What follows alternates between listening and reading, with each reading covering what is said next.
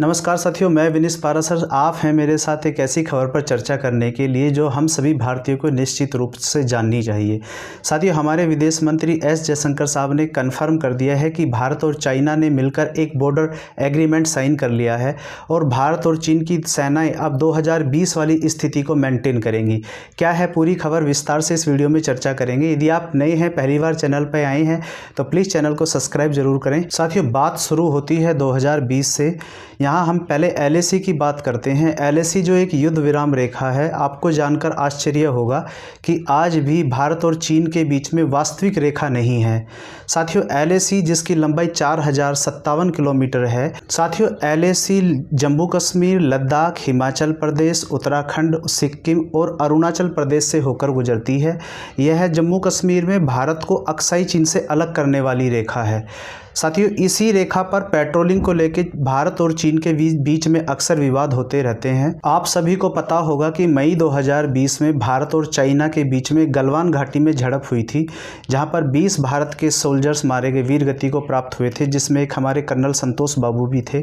वहीं चाइना के 43 सैनिक मारे गए थे। हालांकि चाइना ने इस बात को कभी कन्फर्म नहीं किया। साथियों, इस समय ब्रिक्स समिट चल रहा है रसिया के कजान शहर में, और ब्रिक्स समिट से पहले ही इस विवाद को, भारत और चीन के बीच जो सीमा विवाद था, इसको हल कराने में रूस के प्रेसिडेंट पुतिन का बहुत बड़ा हाथ है। राष्ट्रपति पुतिन यहाँ दोनों देशों को ये समझाने में कामयाब रहे कि भाई, जब तक आप दोनों लोग एक साथ एक टेबल पे नहीं बैठोगे और अपने बॉर्डर डिस्प्यूट नहीं सुलझाओगे, तब तक ब्रिक्स आगे नहीं बढ़ पाएगा। एक्चुअली ब्रिक्स, राष्ट्रपति पुतिन का सपना है कि ब्रिक्स अपनी एक सिंगल करेंसी लॉन्च करे जो आने वाले समय में डॉलर को चुनौती दे। साथियों, पिछले 2-3 महीने में इस विवाद को सुलझाने के लिए जो भी डेवलपमेंट हुई है, मैं उन सब की न्यूज़पेपर कटिंग साइड में स्क्रीन पे लगा के चल रहा हूँ। आप स्टेप बाय स्टेप देखते चलिए।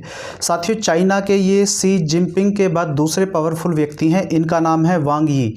ये वांग यी के साथ भारत के एस जयशंकर साहब और हमारे NSA अजीत डोभाल की लगातार मीटिंग हुई है। साथियों, ग्लोबल टाइम्स लिखता है, ये 5 जुलाई 2024 की रिपोर्ट है।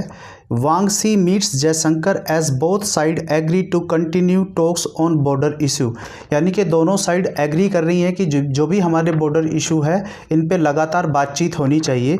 और जब कजाकिस्तान, हमारे एस जयशंकर साहब कजाकिस्तान SCO की मीटिंग में जाते हैं, तो वहाँ फिर इनकी मीटिंग ये वांग यी से होती है, और इसमें दोनों स्टेटमेंट देते हैं। Jaishankar meets China says LAC must be respected.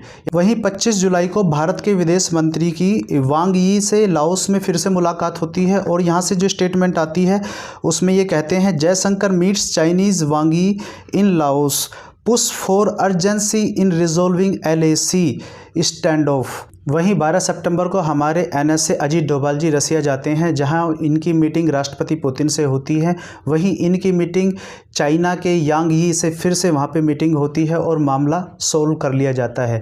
लेकिन इसकी घोषणा ब्रिक्स समिट से पहले की जाती है। ये साफ साफ अमेरिका के लिए भी संदेश है, जिसने कनाडा और खालिस्तानियों के चक्कर में भारत के साथ अपने संबंध खराब कर लिए हैं। साथियों, जैसा कि आप सभी को पता है कि अमेरिका इस समय कनाडा के बचाव में आ गया है, और वहीं अमेरिका खालिस्तानियों को प्रोटेक्शन भी दे रहा है।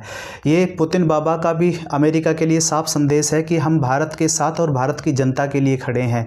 तो इस वीडियो में फिलहाल इतना ही। आप क्या समझते हैं इस खबर के बारे में, कमेंट बॉक्स में ज़रूर लिखें। और ब्रिक्स में जो अभी ब्रिक्स समिट जो अभी रसिया के कजान में चल रहा है, उसमें जो भी डेवलपमेंट होगी और जो भी एग्रीमेंट उसमें साइन होता है, उस पर हम एक प्रॉपर वीडियो लेके आएंगे। मिलते हैं अगली वीडियो में। बहुत बहुत धन्यवाद।